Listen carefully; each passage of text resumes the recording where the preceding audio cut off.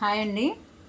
Hands దగ్గర ఇప్పుడు మనము బుట్ట హ్యాండ్స్ పెట్టినప్పుడు కానీ ఏదైనా డిజైనరీ హ్యాండ్స్ పెట్టేటప్పుడు కానీ, హ్యాండ్స్ అని కాదండి, డిజైన్ నెక్ కానీ పెట్టేటప్పుడు ఇంత పర్ఫెక్ట్గా చూడండి. ఇప్పుడు నేను హ్యాండ్స్కి అయితే పెట్టిన ఇంత పర్ఫెక్ట్గా ఒకే లెవెల్గా రావాలి అని అంటే ఇది పట్టి అనేది ఇది లైస్ కాదండి. నేను గోల్డ్ క్లాత్ తీసుకొని ఇంత పర్ఫెక్ట్గా మనం ఒకటే లెవెల్గా వచ్చేటట్టు నేను ఇప్పుడు అయితే ఏ విధంగా వేసినానో చూపిస్తాను చూడండి. ఇది ఒక హ్యాండ్కి వేసి వేసినాను, ఇంకొక దానికి మాత్రం పెడతాను చూడండి.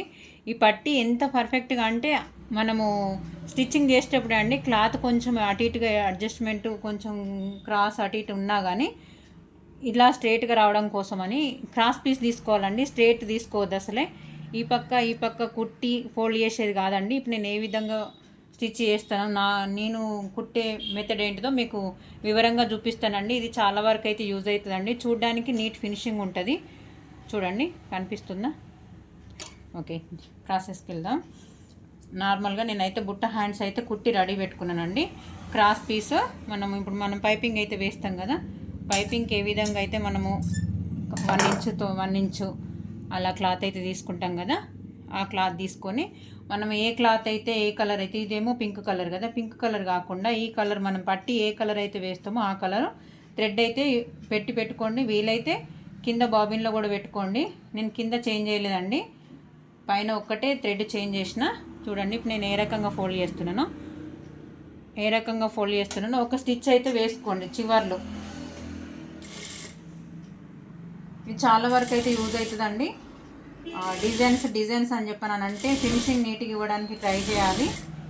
ఇలా మనం పర్ఫెక్ట్ స్టిచ్చింగ్ వేస్తూ ఉంటే మనకు కస్టమర్లు ఎక్కడికి వెళ్ళరండి. కాకపోతే కొంచెం నిదానంగా ఆలోచన చేసుకుంటూ కొంచెం చిన్న చిన్న టిప్స్ ఉపయోగించుకుంటూ స్టిచ్చింగ్ చేస్తే పర్ఫెక్ట్గా వస్తుంది. చూడండి నేనేమో మీకు వేయడం రాదు కాబట్టి నేనైతే డైరెక్ట్ వేసేస్తాను, మీకు చూపించడం కోసం అని చెప్పేసి ఒక స్టిచ్ అయితే వేసుకున్నానండి.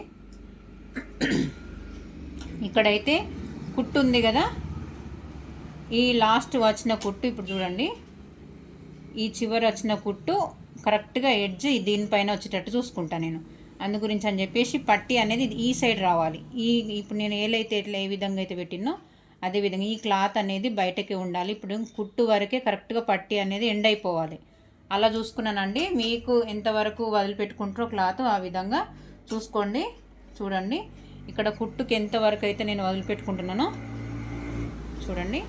యాజ్ టీజ్గా ఈ కుట్టు మధ్యలో ఎంత గ్యాప్ ఉందో చూడండి.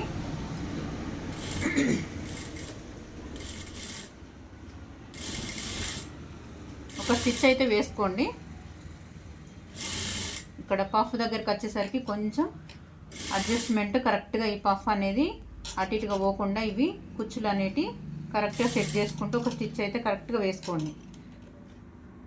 నిదానంగా కుట్టుకోరండి, ఆగపడితే పని ఏం కాదండి.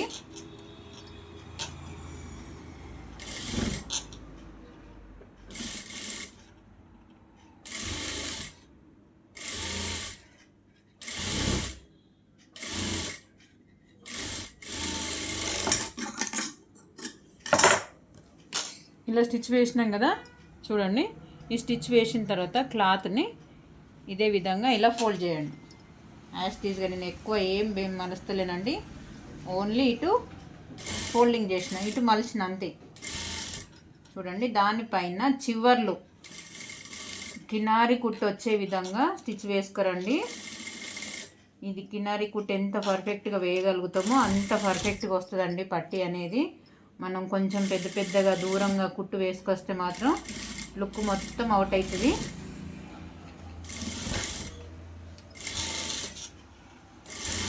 ఇది చాలా వరకు అయితే కొత్తగా నేర్చుకున్న వాళ్ళకైనా తెలియని వాళ్ళకైతే ఇది చాలా బాగా యూజ్ అవుతుందండి.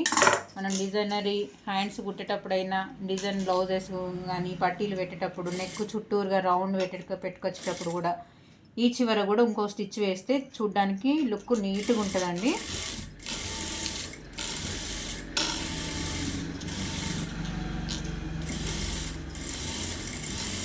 కినారి కుట్టు కంపల్సరీ అండి. దీనికి కొంచెం పెద్ద కుట్టు దూరం అంటే కొంచెం అడ్జస్ట్మెంట్ ఈ వేసేటప్పుడు కొంచెం దూరంగా వేసిరనుకోండి అస్సలు బాగుండదు. చూడండి నేను 2 హ్యాండ్స్కి అయితే ఇలా స్టిచ్ వేసినాను. మీకు నేను వేసిన పట్టి మీకు ఎలా అనిపించింది, మీకు ఇలా వేయడం వచ్చా రాదా, రాకపోతే మీరు నేర్చుకొని మీకు ఎలా వచ్చింది, పర్ఫెక్ట్గా వచ్చిందా రాలేదా అనేది నాకు కామెంట్ బాక్స్లో కామెంట్ చేయండి. ఓకే అండి, వీడియో మీకు షేర్ చేద్దామని చెప్పేసి మీకు వీడియోని అయితే షేర్ చేస్తున్నాను. వీడియో కనుక నచ్చినట్టయితే లైక్, షేర్ అండ్ సబ్స్క్రైబ్ అండి. నాకు తెలిసిన విద్య మీకు నేర్పిద్దామని చెప్పేసి వీడియోని అయితే పెడుతున్నానండి. నేను చెప్పింది కరెక్టా కాదా అనేది కూడా నాకు కామెంట్ బాక్స్లో కామెంట్ చేయండి. ఓకే అండి, థ్యాంక్ యూ మరి.